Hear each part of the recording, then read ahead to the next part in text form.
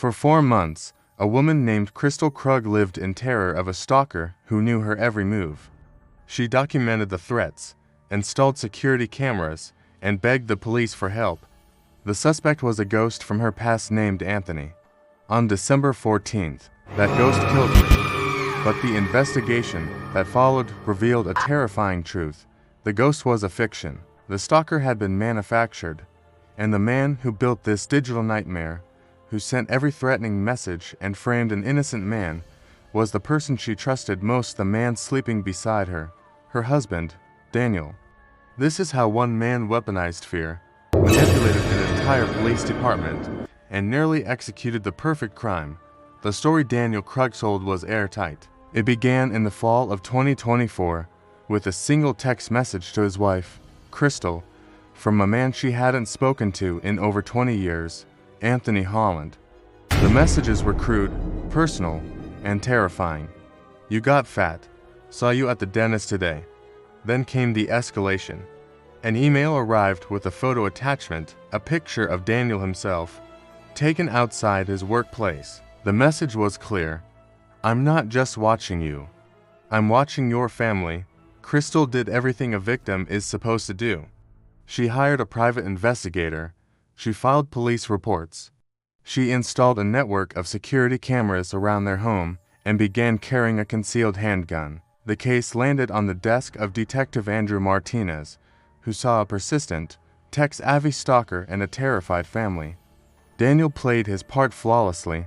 He was the supportive, desperate husband. In interviews, he was crumbling under the pressure.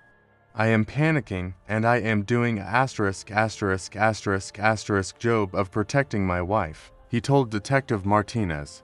He revealed they were having marital problems, painting a picture of a man struggling to hold his family together under an external threat. The narrative was perfect. There was a villain Anthony, a motive obsession, and a clear path for police. Find the ghost. On December 14th, the ghost struck. Crystal was attacked in her own garage, stabbed to death. Daniel, from work, was the one who reported her missing. At the scene, he was the picture of devastation, embraced by Crystal's grieving mother. To everyone, he was a victim who had failed to protect his wife. But Detective Martinez noticed a tiny, almost imperceptible crack.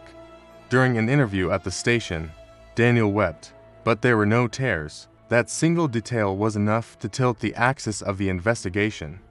Martinez began to look in a direction he never wanted to, directly at the grieving widower. The first major break came not from a confession, but from an alibi. Police in Utah located the real Anthony Holland. He was drunk, confused, and had a rock-solid alibi. Receipts and surveillance footage placed him hundreds of miles away at the time of the murder. The ghost they'd been chasing couldn't have done it. With Anthony eliminated, the delayed digital evidence began to tell a new story. The warrants to tech companies finally returned data, and it was damning. The threatening emails sent to Crystal, they originated from IP addresses at Daniel's workplace. The burner phones used to terrorize her, purchased with a gift card registered to Daniel Krug. Cell tower records showed those burner phones moved in perfect sync with Daniel's personal phone. He was carrying both. Then came the final, chilling piece: Daniel's Google search history from the night before the murder. How hard do you have to hit someone in the head to make them unconscious? When is a head injury a cause for concern? The digital paper trail was undeniable, but the motive was still a mystery. Why would a husband orchestrate such an elaborate campaign of terror against his own wife? The answer came from the past. Digging into Daniel's history, Martinez found an old, unresolved stalking complaint from Daniel's ex-girlfriend, Carrie. Her story was a haunting blueprint. After their breakup, she was harassed by a web of fake online personas: Tom, his roommate, and Nick Clark, an Air Force Academy cadet, all engineered to manipulate and isolate her. The Air Force's own investigators had told her their professional opinion. It's Dan. Daniel had done this before. He was an experienced author of fictional tormentors. His method was to create chaos, to make himself the sole source of stability, and to control the narrative completely. In Crystal's case, the narrative was failing. Their marriage was ending. Crystal wanted out. Daniel's fictional stalker was a last, desperate attempt to control her. By creating a shared enemy, he could be her protector, bind her to him through fear, and forestall the divorce he dreaded. When Crystal began to suspect the truth when she confronted him about being the stalker, the fiction became too dangerous to sustain. The character he created had to become real to silence her. Confronted with the evidence, Daniel's performance collapsed. He had no explanation for why the digital trail led to his office, his purchases, his phone. He was found guilty of first-degree murder, stalking, and criminal impersonation, and sentenced to life in prison. The Crystal Krug case forces a terrifying reevaluation of where danger lives. We are wired to fear the stranger, the shadowy figure, the unknown caller.